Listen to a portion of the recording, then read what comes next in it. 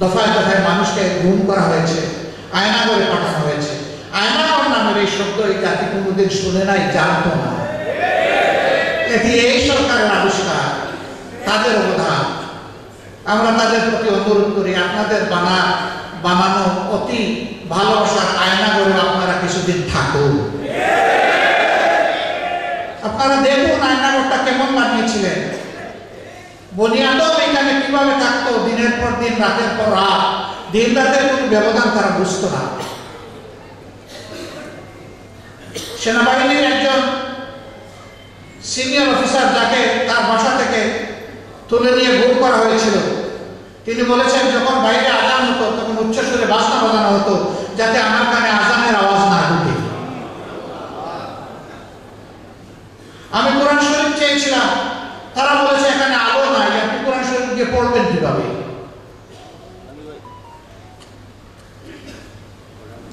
এর নাম আয়নাগর কেন হলো আমি বুঝতে পারি নাই, জমের ঘর কেন হলো না?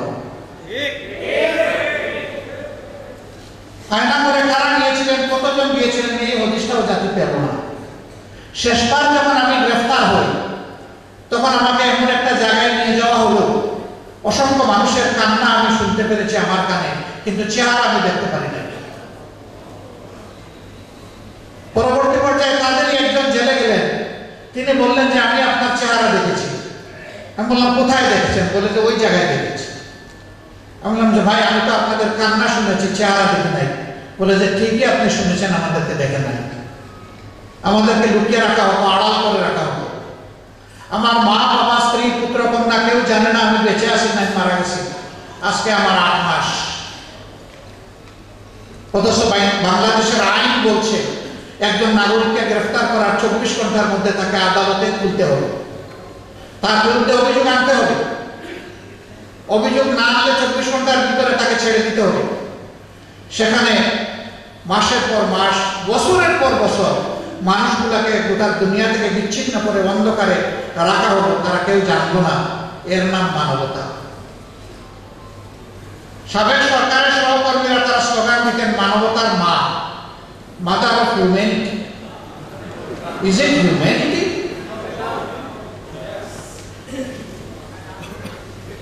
আশ্চর্য, আমরা লজ্জিত জাতি হিসাবে যে আমরা এমন শাসক পেয়েছিলাম। আল্লাহ তাআলা মেহেরবানি করে তাদেরকে হেদায়েত দান করুন, আমাদেরকে আল্লাহ তাআলা কামিল হেদায়েত নসিব করুন। তারা যদি হেদায়েত পান, আমাদের কোনো লস নাই। না পাইলে তাদের লস আছে, আমাদের লস নাই। কিন্তু হেদায়েত পেলে জাতির লাভ আছে। একদিন তারা এসে হয়তো অতীতের কাফারা আদায় করবেন লজ্জিত হয়ে। জাতির কাছে এসে মাপ চেয়ে বলবেন আমরা অপরাধ করেছিলাম, ক্ষমা করুন। এটা ওই 96 সালের মতো না, হাত জোর করে একবার আমাকে ক্ষমতায় যাওয়ার সুযোগ দেন, সেই রকম না, সত্যিকারের তওবা করবে। আল্লাহ যদি তাদের কিসমতে এটা রাখেন, আমাদের কোনো আপত্তি নাই। অনেকে বলে আপনি এই ধরনের কথা বলেন কেন?